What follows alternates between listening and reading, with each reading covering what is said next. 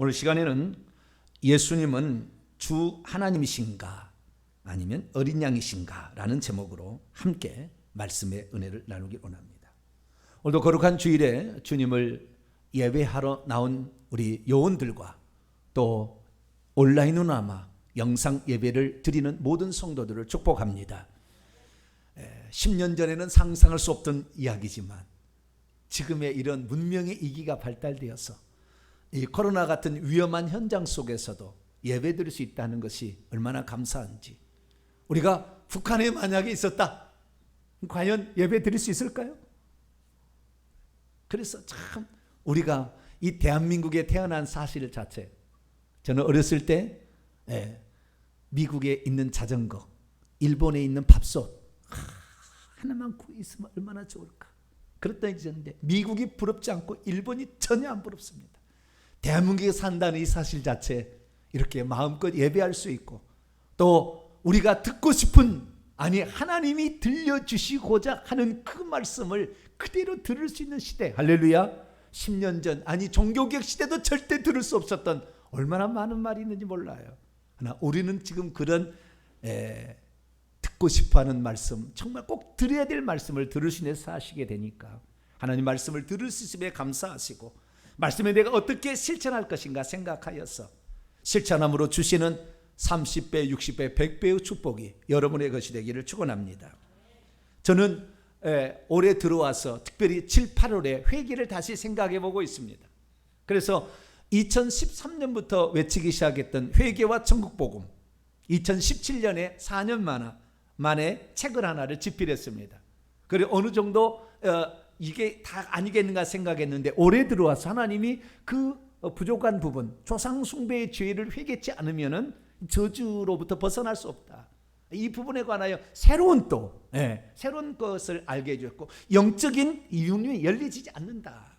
이 부분에 관하여서 말씀을 또 새롭게 접근하면서 회개 천국복음을 다시 한번 정리해 보자. 그래서 오늘 어제까지 해서 32번의 시간을 가졌습니다. 그리고 특별히 믿음과 회개를 우리가 구워놓고 천국 가게 되는데, 회개의 중요성을 얘기했고, 믿음이 무엇인가? 믿음은 주 예수 그리스도에 대한 믿음이에요. 구원자로 오신 그 예수 그리스도에 대한 믿음인데, 그 예수님을 어떻게 믿을 것인가에 대해서 20번의 시간을 가졌습니다. 그래서 오늘은 그 예수님이 누구신가 하는 그 부분에 관하여 오늘 다시 한번 성경에 가르쳐준 하나님, 성경이 가르친 예수님, 이것이 누구신가를 다시 한번 살펴보기를 원합니다. 저는 그동안에 예수 그리스도가 그리스도이시면서 하나님의 아들이시다, 그리고 주님이자 하나님이시다라는 말씀을 드렸고, 하나님이신 예수님의 증거는 그분이 무소부재하시고 자존하시고 전지전능하시며 영원불변하시다라는 말씀을 드려왔습니다. 그 중에 예수님이 하나님이시다라는 부분을 얘기를 하니까 어떤 사람들은 그래요. 예수님이 하나님인 누가 몰라요? 이렇게 얘기하는 사람이 있어요. 근데 사실 그들이 말하는 예수님이 하나님이라는 생각은 기본적으로 우리가 그동안에 들어왔고 가르쳐왔던 신학적 배경하에서 듣는 것과 제가 말씀드리는 것은 약간의 차이가 있어요. 곰곰이 들어가면 엄청 차이가 있는 거예요. 그런데도 그거 다 아는 얘기 이렇게 얘기하는 거예요. 그런데 놀라지 마십시오. 그동안에 이 325년 니케아 종교회의를 통하여 신조가 발표되어서 웨스트민스터 신앙고백 1648년에 이르기까지 우리의 모든 신앙고백 가운데 단 한 개에도 예수님이 자존자라는 신앙고백이 들어가 있지 않습니다. 우리가 들어야 될 말을 듣지 못한 거예요. 그래서 그 예수 그리스도께 자존하신 분이 육신을 입고 이 땅에 아들로 오신 거죠. 그런데 그 사실을 잘 모르는 거죠. 정확히 그냥 하나님의 아들을 달랑 보낸 것으로 생각할 수 있다는 거예요. 그래서 이 생각은 우리의 아마 그 뼛속 깊이, 우리나라 사람이 어디를 가든지 간에 중요한 순간에 김치가 있어야 밥을 먹듯이, 된장과 고추장이 있어야 밥을 먹듯이 어느 순간에 그것이 드러나게 되는데, 우리의 뼈와 그 피 속에 들어가 있는 이런 많은 사상들이 우리를 하나님을 섬기는데 어렵게 하는 것도 있어요. 그래서 제가 예수님은 자존하시는 하나님이시다, 할렐루야, 그분은 무소부재하신 하나님이시다, 이 부분에 관하여 설교를 했습니다. 이 지금까지 존재하는 이 유튜브 방송을 제가 한국어로 된 걸 찾아보니까요, 예수님이 자존하신 분이다라는 설교하는 것을 본 적이 없어요. 예수님이 무소부지하시다는 설교도 찾아본 적이 없어요. 얘기 안 하는 거예요. 하나님이 그렇다고, 예수님 하나님의 아들이다, 우리 죄를 위해서 죽었다고만 얘기를 하는 거지. 그래서 우리는 다시 한번 이 예수 그리스도가 누군지를 알아야 되는데, 예수님이 하나님이다, 이것은 제가 하는 얘기가 아니라 성경이 가르쳐준 바입니다. 할렐루야. 요한복음 20장 28절에 부활하신 예수를 보고 도마가 나의 주, 나의 하나님, 당신은 주 하나님이다 고백했다는 거예요. 그리고 그 부활하신 주님께서 어떻게 계시는지가 기록된 것이 요한계시록인데, 요한계시록에 예수님이 주 하나님이시다 이렇게 말하고 있다는 거예요. 이 얘기는 제만 하는 게 아니에요. 세계적인 유수한 신학자들도 그렇게 얘기를 합니다. 그러나 이 얘기를 삼위일체 하나님에 물들어 있는 사람이 얘기하면 혼란스러우니까 일반적으로 교회에서 얘기를 안 해요. 그러나 신학자는 알고 있어요. 신약학회에서 가장 중요한 인물로 치는 리차드 보컴이라는 영국의 대신약학자가 있습니다. 이는 성서 신학자일 뿐만 아니라 역사 신학자이기도 하는데요, 이분의 전공 분야는 요한신학과 요한계시록이에요. 그가 올해 나이 76세이신데요 리차드 보컴이라는 교수, 신학자들은 다 알아요. 신학. 저는 신약을 전공하기 때문에 잘 알죠. 이분이 책을 썼어요. 요한계시록 신학이라는 책을 썼습니다. 그 요한계시록 책에서 어떻게 얘기하고 있느냐, 예수 그리스도께서는 하나님과 동일시 된다는 책이 요한계시록이다 이렇게 얘기를 하고 있어요. 꺼내고 있어요. 다시 말해서 부활하신 그리스도께서 영광적인 천사의 존재로서 자신이 누군지를 선포하고 있는데, 요한계시록은 자신을 하나님과 동일시하고 있는 놀라운 책이다 이렇게 말하고 있는 거죠. 그래서 그 근거를 대는데, 그 근거로 이런 얘기를 들려줍니다. 하나님께서 자기가 누군지를 선언하신데, 요한계시 1장 8절에 주 하나님이 나는 알파와 오메가라 이렇게 소개하고 있는데, 바로 1장에 17절에서 예수님께서 나는 처음이요 마지막이니 곧 살아있는 자라, 전에 죽었었노라, 내가 이제 사망과 음부의 열쇠를 가지고 있어 세세토록 왕노한다 이렇게 말씀하고 있어요. 여기 보니까 이 요한계시 1장에 하나님이 알파 오메가 나오는데, 예수님은 나는 처음이요 마지막이라. 그런데 알파와 오메가나 처음이요 마지막이랑 똑같은 말의 다른 표현입니다. 바꿔서 하는 표현이에요. 근데 요한계시록 끝에 가서 다시 21장 22장에 다시 반복이 되는데, 그때 하나님께서 요한계시 21장 6절에는 나는 알파와 오메가요 처음과 마지막이라 이렇게 말하고 있는데, 22장 13절에 가서 예수님께서 뭐라고 하냐면 나 예수는 나는 알파와 오메가요 처음과 마지막이요 시작과 마침이라 이렇게 말씀하고 있는. 그러니까 하나님과 예수님이 번갈아가면서 얘기를 하는데, 이 얘기를 들어보면 결국에 예수님이 하나님이다, 이것이 지금 말씀하고 있다는 것이죠. 예수님께서는 특별히 알파와 오메가라 하지 않냐고 자신을 요한계시 1장 17절에 나는 처음이요 마지막이라 선언하는데, 이것은 이사야 선지자가 이사야 40장부터 66장에 제2 이사야에 해당되는 이 부분에 관하여 이 예언을 했는데, 여기에 나 외에 다른 신이 없다라면서 여호와가 말씀하신데, 여호와가 말하기를 나는 처음이요 마지막이라 이사야 41장 4절, 44장 6절, 48장 12절에 그렇게 말씀하고 있어요. 그러니까 여호와가 선언하는 것을, 똑같은 것을 예수님이 선언하고 있는 거예요. 그래서 이 리차드 보컴 교수는 뭐라고 얘기하느냐, 예수께서는 자신을 두 번째 신이라고 지칭하지 아니하고 오직 만물의 유일한 근원이시며 목적이 되신 이스라엘의 한 분 하나님의 영원한 존재하심 안에 자기를 포함시켜서 말씀하고 있다라고 말하고 있는 것입니다. 다시 말해서 예수님은 한 분 하나님이다 이렇게 말씀하고 있다고 이 책에, 리차드 보컴의 이 책에 다 기록을 해놨어요. 그러면서 그가 예수님이 한 분 하나님인 증거를 대는데 뭐라고 하느냐면은, 아까 이 예수님의 자기 선언을 보라 이렇게 돼요. 그리고 두 번째 충격적인 것인데, 이건 진짜 충격적인 것인데, 요한계시록 5장에 보게 되면 24장로들과 네 생물들과 천사들이 하나님을 찬양하는 장면이 나오는데, 그 하나님을 찬양하는 장면에 찬양하고 엎드려 경배합니다. 찬양과 경배를, 찬양하는 것은 검은 거를 가지고 찬양하는데, 그 엎드려 경배를 하는데 어린 양에게 경배를 드리고 있다는 거예요. 우리 성경을 한번 찾아볼까요? 여기는 안 나옵니다. 요한계시록.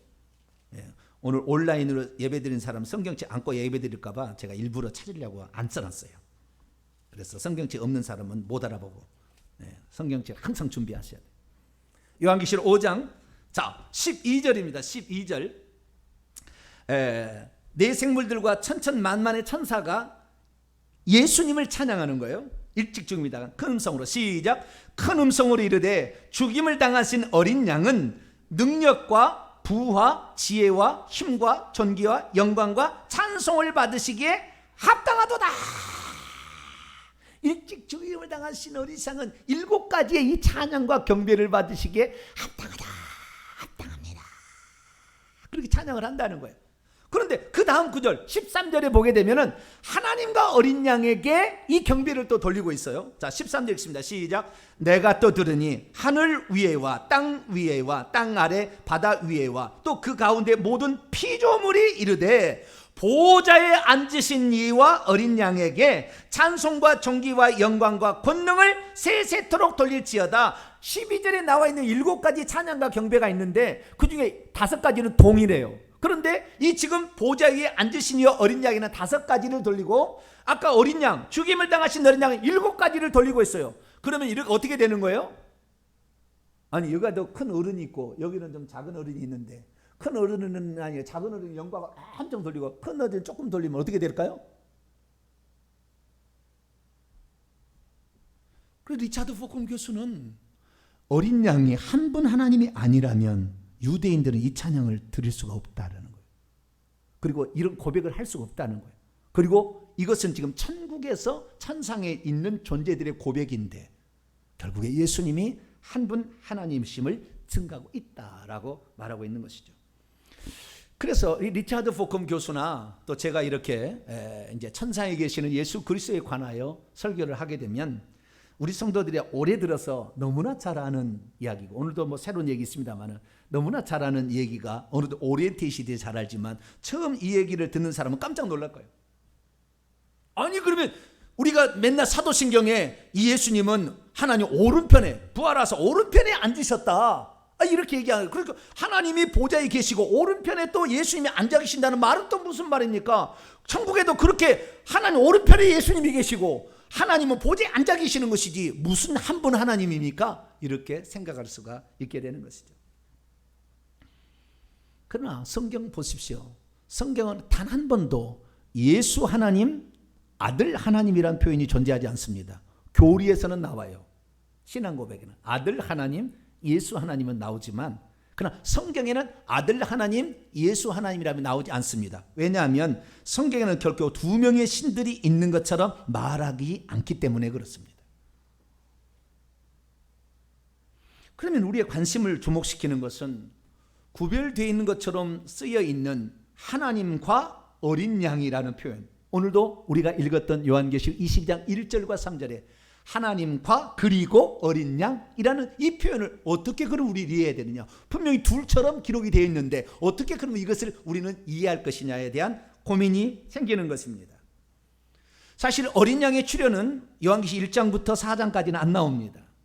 5장부터 이제 세계의 역사가 어떻게 펼쳐질 것이 기록되어 있는 두루마리를 떼기 위해서 누군가가 그것을 떼야 되는데 이 세상에 어느 누구도 뗄 자가 없는데 한 마리 일찍 죽임을 당한 어린 양이 와서 그걸 뗀다는 거예요. 어린 양이 손이 있겠어요? 네, 좀 이따 얘기합니다만은 어린 양은 상징적인 표현이에요. 그래서 그걸 떼기에 합당하도다 하면서 지금 요한계시록 5장에서 찬양을 아까 그런 찬양을 돌리고 있는 거예요. 그렇기 때문에 우리는 하나님과 어린 양의 이 표현이 무엇을 의미하는 것을 정확히 알아야 된다는 것입니다. 우리가 하나님과 어린 양 이 부분에 관하여 우리가 알아야 되고 그리고 예수님이 하나님이란 증거거든요. 그러면 예수님이 하나님이란 거 굳이 알 필요 있습니까? 그냥 그래요 그런 분이라고 하면 되지. 그런데 아니에요. 예수님이 하나님이란 거 특별히 스스로 계신 자존하신 하나님이란 걸 모르면 큰일 날 일이 있어요. 우리 성경에 이런 말씀을 우리는 보셔야 되는데요. 요한복음 8장 24절에 그러므로 내가 너희에게 말하기를 너희가 여기 내는 예수님이고요. 너희는 유대인들입니다. 너희가 너희 죄들 가운데 장차 죽을 것이다. 말하였노라. 왜냐하면 만일 내가 그인 줄 믿지 않냐면, 나는 스스로 있는 자에 대한 헬라어식 표현입니다. 내가 하나님이다, 나는 자존하는 하나님이다 라는 사실을 믿지 않냐면 너희가 여전히 너희 죄들 가운데 죽게 될 것이다. 자존하는 하나님이 너희들을 구원하기 위해서 이 예수로 이 육신을 입고 왔다는 것을 너희들이 믿지 않는다면 너희들은 여전히 죄 가운데 있을 것이다 라고 말하고 있다는 거예요.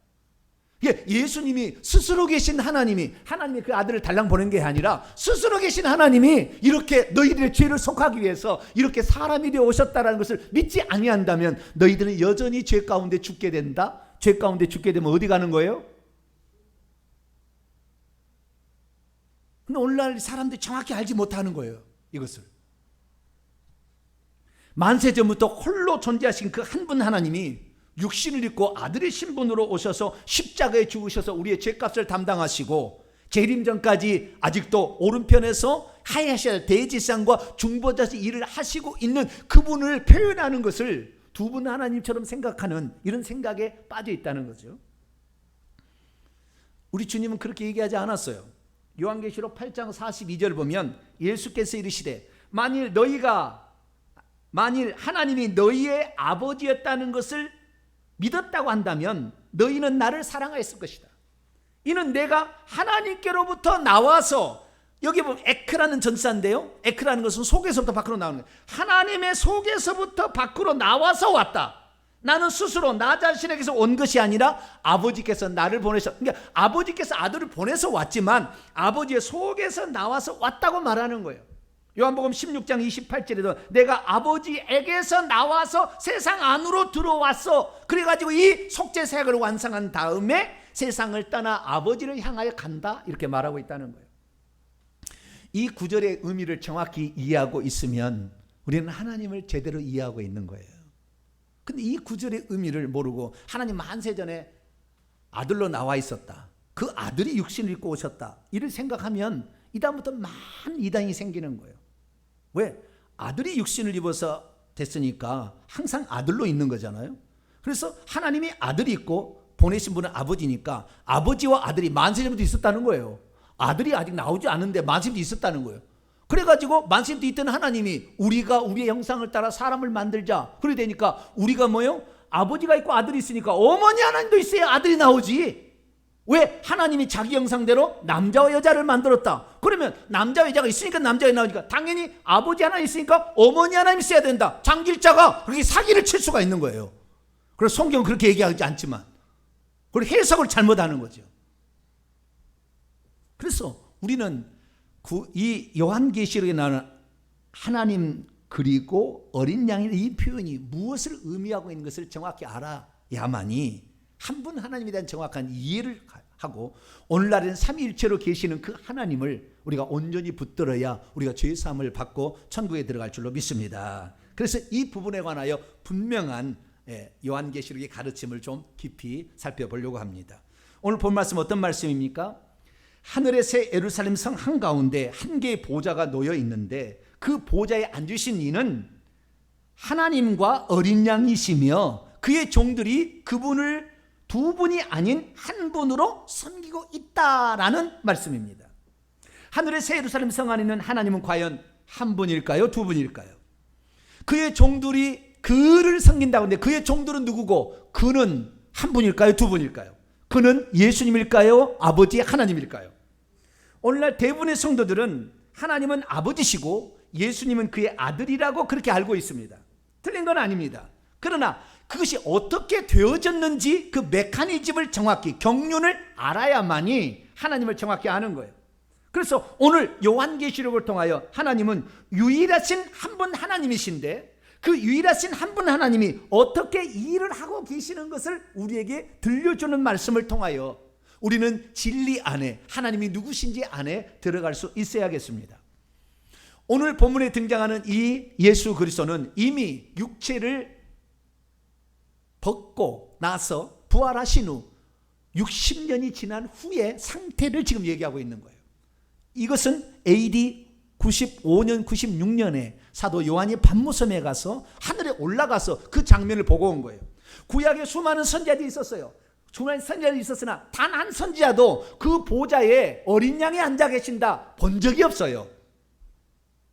그 옆에 24 보좌가 둘러 있었다 단 한 사람도 본 사람이 없어요. 모세도 안 봤고 다니엘도 안 봤고 에스겔도 안 봤고 이사야도 안 봤어요. 아무도 본 사람, 오직 한 개의 보좌만 딱 있다는 걸 보고 왔어요. 구약에 보게 다 그렇게 나와요. 그런데 요한계시록에 보면 그 보좌에 하나님과 어린 양 대신 예수님이 앉아 계시고 그 둘레 24 보좌에 구원받은 백성들이 앉아 있는 전혀 다른 장면이 펼쳐지고 있는 것이죠.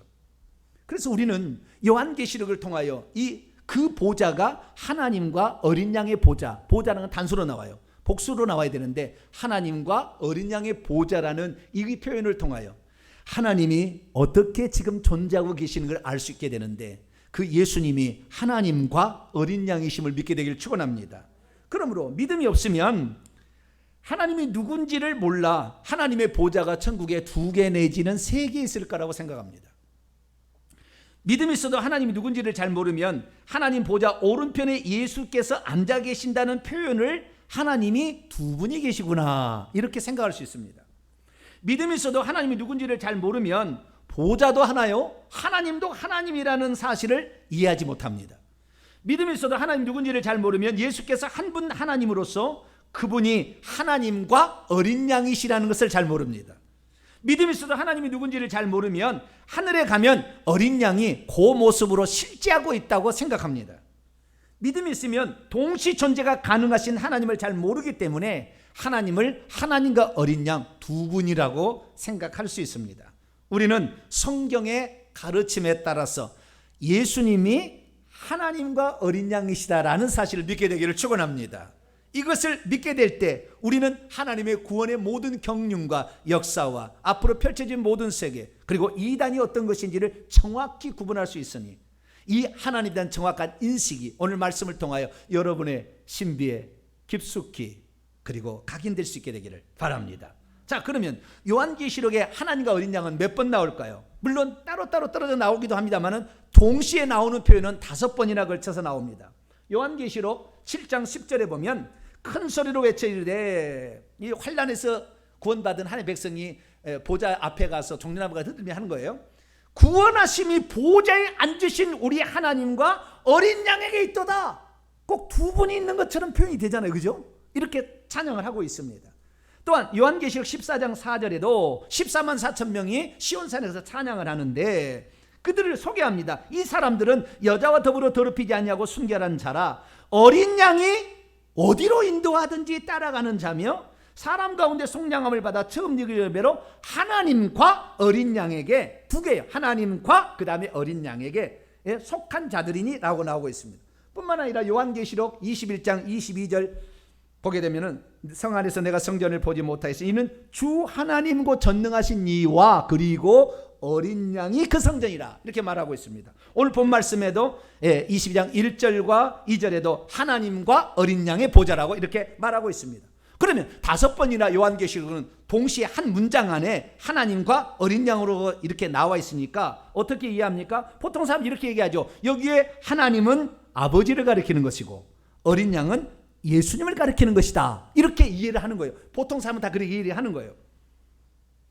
그래서 이 보좌 위에는 아버지가 앉아 계시고 오른편에는 예수님이 서 계신다. 이렇게 생각을 하게 된다 그 말이죠.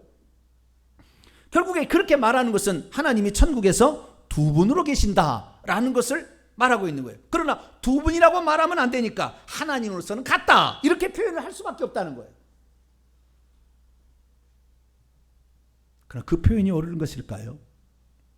우리는 하나님의 보좌가 2개의 보좌가 아니라는 걸 알아야 돼요.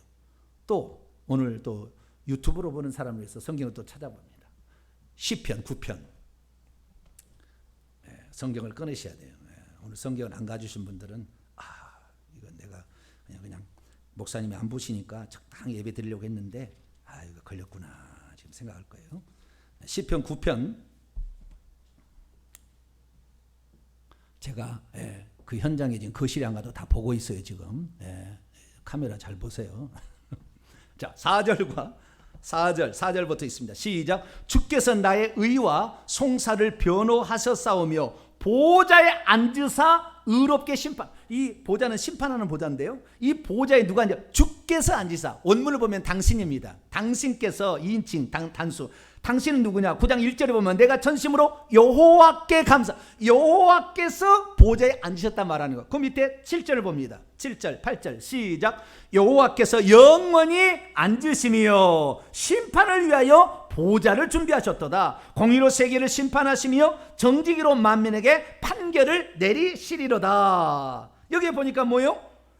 여호와께서 그 보좌에, 심판의 보좌에 앉아 계신다 말하는 거예요. 그러나 신약 성경에는 하나님과 어린 양이 그 보좌에 앉아겠다 이렇게 얘기한다 그 말이에요. 그러니까 구약과 신약이 지금 경륜적으로 다른 거예요. 구약 시대 어느 성도도 어린 양이 앉아 있는 걸 보지 못했어요. 아직 어린 양이 안 왔잖아요, 이 땅에. 그래서 아직 본 적이 없어요. 그래서 이 보좌는 하나님의 보좌, 여호와의 보좌라고 딱 나와요. 뭐 이사야 6장, 뭐 열왕기상 22장, 수많은 데 그 환상을 본 게 다 그렇게 나와요. 그런데 여기서 우리가 알 수 있는 것은 요한계시록은 그 보좌를 하나님과 어린 양의 보좌라고 한다는 거죠. 그럼 왜 그렇게 되었을까요? 만약에 이 두 분이 다른 분이라 한다면 하나님과 어린 양의 보좌들이라고 해야 되는데, 원문을 보니까 하나님과 어린 양의 보좌 단수로 나온다 그 말이에요.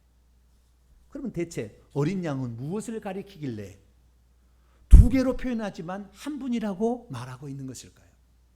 우리는 요한계시록의 말씀을 통하여 그것을 찾아볼 수가 있는데요, 요한계시록 14장 1절 말씀을 보면 시온산에 써 있는 14만 4천 명의 노래 가운데 나오는 거예요. 또 내가 보니 보라, 그 어린 양이 시온산에 서 있고 그 앞에 14만 4천 명, 신구약 성경에 구원받은 백성들의 총체가 서 있는데, 그들의 이마 위에는 어린 양의 이름과 그의 아버지의 이름을 쓴 것이 기록되어 있더라. 여기 그의란 말은 어린 양을 받는 거예요. 어린 양의 아버지니까 결국에 어린 양은 아들을 지칭하는 표현이다. 실제가 아니라 아들을 지칭하는. 어떻게 합니까?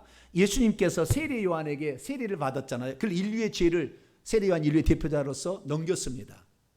안수를 통해 넘겼어요. 그때 뭐라고 합니까? 보라, 세상 죄를 지고 가는 하나님의 어린 양이라. 자, 그럼 지금 예수님이 어린 양의 모습을 하고 있나요? 예수님 사람 모습인가요? 사람인데 그 역할을 지금 어린 양의 역할, 세상죄 순결하게 죄 없으신 청년이신 그 순결한 그 죄 없으신 분이 인류의 죄를 전가받아서 이제 죄를 없애기 위해서 이 죄를 전가받은 존재가 되었다는 의미로 세상죄를 지고 간 어린 양이라고 그러죠. 실제가 어린 양이 아니라 그 말이에요. 천국에도 마찬가지라 그 말이에요. 하나님과 어린 양일 때 어린 양이 진짜 염소처럼 양처럼 생긴 그 양이 말하는 게 아니라 그 말이에요. 아들을 지칭하는 표현이었다 그 말이에요. 아들을 지칭, 하나님께서 아들로서 역할했던 것을 지칭하는 표현이었다 그거라는 거예요. 두 번째, 요한계시록 5장 6절을 이하를 보게 되면 또 내가 보니 보좌와 네 생물과 장도들 사이에 한 어린 양이 서 있는데 일찍 죽임을 당한 채 있는 것 같더라. 그의 일곱 뿔들과 일곱 눈들을 가지고 있는데 이 눈들은 온 땅에 보내시는 하나님의 일곱 영 성령이더라 이렇게 말하고 있어요. 여기 보니까 일찍 죽임을 당한 어린 양, 우리를 위해서 속죄를, 우리의 죄를 속죄하기 위해서 일찍 죽기 위해서 사람 대신 그분을 일컫는 독특한 표현을 어린 양이라고 말하고 있다. 요한계시록 5장 9절이나 5장 12절에도 일찍 죽임을 당하사 그의 피로 사람들을 사서 하나님께 드리셨다. 일찍 죽임을 당한 어린 양에 대해서 말하고 있습니다. 그렇기 때문에 어린 양은 실제가 아니라 이 땅에 사람으로 내려오셔서 인류의 대속제물로 죽어주신, 그 피 흘려 죽으신 그 하나님에 관한 상징적인 표현을 일컫는 것이었다라는 것이죠. 그렇기 때문에 어린 양이 실제가 아니라 은유적인 하나님께 바쳐진 인류의 대속제물로서의 표현이었다는 것을 우리가 알아야 된다는 거죠. 만약에 이것이 실제라고 한다면, 어린 양이 실제라 한다면 일곱 눈들과 일곱 뿔들을 가진 괴물이에요. 괴물. 주님은 괴물이 아닙니다. 천국에서. 주님은 지금 하나님은 사람으로서 사람의 모양처럼 지금 서 있는 것인데 그분을 일찍 죽임을 당한 어린 양이라고 표현하고 있다. 그분이 무슨 일을 위해서 인간을 하셨는지를 영원히 기억하도록 하기 위해서 하나님은 그렇게 표현하고 있다는 거죠. 뿐만 아니라 예수님이 천국에서 어린 양으로 실제 모습하고 있다면 이런 성경 구절은 제거해야 돼요. 요한계시록 7장 17절에 이는 보좌 가운데 계신 어린 양이 그들의 목자가 되사 그들을 생명수 샘으로 인도하신다. 여러분, 목자가 어린 양들을 인도합니까? 어린 양이 어린 양들을 인도합니까? 누가 인도한다고 되어 있어요? 어린 양이 인도하는데 이 어린 양은 예수님의 사람과 같은 예수님이 지금 어린 양들 구원받아서 첫 열매로 부활하고 있는 그 사람들을 인도한다 그 말이지, 어린 양이 어린 양을 인도하는 게 아니라 그 말이에요. 이 어린 양은 일찍 죽임을 당한 속죄 제물로서의 아들로 오신 예수님, 아들로 오신 그 하나님에 대한 대용어였다 이거죠. 왜 그렇습니까? 그것은 하나님이 우리를 위해서 그 일을 했다는 것을 너희 모든 피조물들, 특별히 구원 얻은 모든 성도들은 영원히 잊지 말아야 된다. 내가 사람 되어서 허리에 수건을 두르시고 너희들의 발을 씻겼고 너희들을 위하여 내 목숨 받아 먹어라, 내 살이다. 마시라, 이것은 너희를 위하여 흘리는 바 나의 피, 언약의 피다. 잊지 마라. 그러기 위해서 하나님은 어린 양을 꼭 돋보기로 딱 부각시켜 그 부분을 딱 확대해서 우리에게 표현해 주는 독특한 표현이라는 사실을 알 수가 있는 것입니다. 그렇기 때문에 천국에서 예수님은 주 하나님이시면서 어린 양인 것이지, 주 하나님은 아버지만을 가리키고 어린 양은 예수님을 가리킨다라고 표현해서는 안 된다 이거예요. 예수님을 많은 사람들은 어린 양으로만 알아요. 그래서 보좌에 앉으신 이는 예수님이 아니라고 생각하는 거예요. 그렇기 때문에 보좌에 앉으신 이로부터 어린 양이 두루마리를 취했으니 어린 양하고 아버지는 다르다 이렇게 표현을 해버리는 거예요. 그게 아니라 하나님이 다 하시는데 하나님께서 인류를 위해 이 땅에 보내셨던 그 속죄제물로 죽으셨던 그분이 모든 인류를 주관한다. 왜? 아들이 되심으로 말미암아 심판하는 권한도 그에게 주었고, 그래서 지금 아들로 이 땅에 오셨던 예수님이 천국에서 우리의 희생제물이 될 뿐만 아니라 모든 우주 만물의 역사를 주관하고 계심을 표현하는 독특한 표현을 어린 양으로 표현하고 있는 것뿐이지, 어린 양이 따로 있고 아버지는 따로 있어서 둘이다 라는 표현이 아니라는 것이에요. 우리는 오늘 본 말씀을 통하여 그것을 확인할 수가 있는데요. 여러분 다시 성경책을 또 봅니다. 요한계시록 22장 3절과 4절을 봅니다. 3절과 4절. 다시 저주가 없으며 하나님과 어린 양의 보좌, 이 보좌는 단수예요. 하나님의 어린 양의 보좌가 그 가운데 있다라는 말은 단수로 받고 있어요. 단수로. 두 개로 받아야 되는데 단수로 받고 있고요. 그의 종들이 그를 섬기며 그의 얼굴을 볼터여 그분의 이름도 그들의 이마에 있으리라. 여기에서 그의 종들이 그를 섬긴다는데 그는 단수예요. 단수. 그럼 이 단수는 하나님입니까? 어린 양입니까? 만약에 이 두 분이라 한다면 그의 종들이 그들을 섬기며야 되잖아요. 하나님과 어린 양이니까. 그런데 단수로 그 단수 힘, 댐이 아니라 힘, 그분을 섬기며 라고 말하고 있어요. 그러면 이 그분을 섬기는 그분은 누구일까요? 하나님일까요? 어린 양일까요? 우리는 그분이 결국에 하나님과 이 어린 양은 한 분을 이끄는 표현이라는 것을 우선 알아야 되고, 두 번째, 우리가 그때 천국에 가서 누구의 얼굴을 볼까요? 그 다음 9절에 보니까 4절에 그분의 얼굴을 본다 했잖아요. 요한복음 1장 18절에 이렇게 되어 있어요. 본래 하나님을 본 사람이 없으되 아버지의 품속에 있는 독생하신 하나님이 드러내시고 나타나시고 설명해 주시고 표현하셨다. 하나님은 절대 볼 수 없습니다. 모세도 못 봤어요. 그래서 하나님 볼 수가 없어요. 볼 수가 없는 그 하나님을 볼 수 있게 나타나신 분이 누구다? 예수 그리스도예요. 그래서 우리가 천국에 가서 하나님을 본다면 누구를 보는 거예요? 예수님을 보는 거죠. 보좌에 앉으신 분을 본다면 누구를 보는 거예요? 예수님이 보이는 것이지 하나님은 안 보이는 거예요. 그러니까 예수님이 하나님인 거예요. 할렐루야. 보이는 그분이 예수님이다 그 말이죠. 그러면 그의 종들이 그를 섬긴다고 하는데 그의 종들은 누구일까요? 종 둘로쓰죠. 한처럼 주인에 대한 아랫사람 섬기는 자를 의미하는 거죠. 다시 5절 말씀까지 볼까요? 5절 말씀 그 밑에 5절 말씀 읽어봅시다. 시작. 다시 밤이 없겠고 등불과 햇빛이 쓸데없으니 이는 주 하나님이 그들에게 비추심이라 그들이 세세토록 왕노하리로다. 그의 종들이 그를 섬긴다. 이 섬긴다는 말을 헬라어로 보면 예배한다는 말입니다. 예배한다고 돼 있어요. 봉사한다는 말이 아니라 예배한다고 돼 있다고. 그러면 그분을 예배해요. 하나님과 어린 양 한 분 하나님을 예배하고 있어요. 그분이 예수님인데 이걸 예배하고 있는데 그의 종들이 누굴까요? 하나님을 예배하는 존재는 딱 두 개입니다. 천사와 사람이에요. 물론 피조물도 계겠지만 그것은 그냥 형식상인 것이고, 진짜 인격적으로 언어를 표현해서 말하려면 하나님을 섬기는 존재, 예배하는 존재는 물론 피조물도 포함이 됩니다만 그것은 저치고 천사와 인간이에요. 그의 종들이 섬기는데 그러면 천사일 수도 있고 인간일 수도 있잖아요. 그러면 천사일까요, 인간일까요? 그 뒤에 보면은 답이 나와요. 8절에 보면 이 지금 새 예루살렘 광경을 환상으로 보여주는, 그걸 보여주는, 새 예루살렘이 앞으로 어떻게 될 것인지 보여주는 천사가 있는데 그 천사를 보고 사도 요한이 경배하려고 했어요. 예배하려고 엎드렸더니 9절 그가 말하기를 나는 너와 너 요한과 내 형제들 선지자들과, 지금 선지자로서 이걸 얘기하고 있다는 거잖아요. 이 두루마리의 말을 지키는 자들과 함께 된 종이니, 동료 종이라고 돼 있어요. 원문에 동료 종이니, 둘로서 똑같은 종이. 그러지 말고 하나님께 경배하라. 그래서 천사들도 경배할 수 있고 그 다음에 사람들도 경배하고 피조물도 경배할 수 있겠죠. 사람과 천사가 주요 핵심인데 사람일 수고 천사일 수 있으나 이때는 천사가 될 수 없어요. 그의 종들은. 왜 그렇습니까? 5절에 그들이 세세토록 에이수 투스 아이오노스 톤 아이오논 세대들까지 왕노한다 했거든요. 천사는 왕노할 수 있을까요, 없을까요? 절대 불가능. 천사는 영원토록 섬기는 종으로 지은 것이지 왕노를 하도록 짓지 않았어요.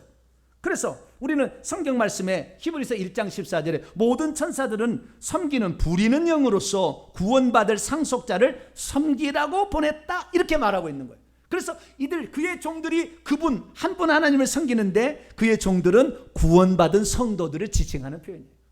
그래서 성경에 보게 되면 천국에 가면 하나님의 구원받은 성도들을 지칭하는 6가지 표현이 있어요. 첫째는 하나님의 아들들이라고 해요. 하나님 아들들. 하나님 우리 아버지 되시니까. 아버지의 생명을 줘서 우리 아들들 되잖아요. 하나님의 아들들. 요한계시 21장에 나오는 거예요. 21장, 22장이 다 나오는 거예요. 하나님의 아들들. 두 번째, 하나님의 아들뿐만 아니라 하나님 상속자들이 하나님 나라를 상속받. 그래서 우리가 다스릴 땅과 집이 따로 있는 거예요. 상속자들이라고 나와요. 세 번째는 하나님의 백성들이라고 나와요. 왜? 하나님의 다스림을 받은 그 속한 공동체니까 하나님은 왕이시고 우리는 그 백성들이다, 그렇게 나와요. 뿐만 아니라 또 하나님의 왕들과 제사장이라고 나와요. 왕들과 제사장. 이렇게 섬기는 자로서 이렇게 나오고, 그 다음에 5번째는 이 예수님과 비교해서 예수님의 어린 양의 신부와 아내다, 이렇게도 나와요. 그러니까 다양한 용례들이 여기 성경에 나와 있다는 것을 우리가 알 수 있어요. 또 뭐 다른 표현도 여러 가지 있습니다만 대표적인 것을 제가 지금 댔습니다. 이런 표현들을 통하여 우리는 천국에서 우리가 어떤 역할을 하느냐에 따라서 어떤 존재로 달리 불린다는 것을 알 수가 있어요. 근데 어떤 사람은 어떻게 합니까? 네가 천국에 하면 왕노를 한다 하니까 꼭 다른 사람을 위에, 천국에는 그래서 종으로 들어갈 자가 있고 천국에는 왕으로 들어갈 자가 있대요. 그래서 너는 왕으로 들어가기 위해서 힘쓰라. 어떤 사람은 종으로 들어온다. 천부당 만부당 말씀이에요. 천국에 다른 모든 성도들은 왕노를 하는 제사장으로 하나님이 부르신 겁니다. 할렐루야. 그래서 우리가 왕노를 한 존재는 천사들을 위해 왕노를 하는 것이고 거기에 있는 피조물 위해 왕노를 하는 것이지 사람들 위해 왕노를 하지 않아요. 천국에 안 가봐서 그래요. 지금 그 사람은. 천국에 가보시면 그게 아니에요. 우리를 이 땅에 섬겼던 천사들이 천국에 가면요, 우리 집에 하인처럼 나를 섬겨요.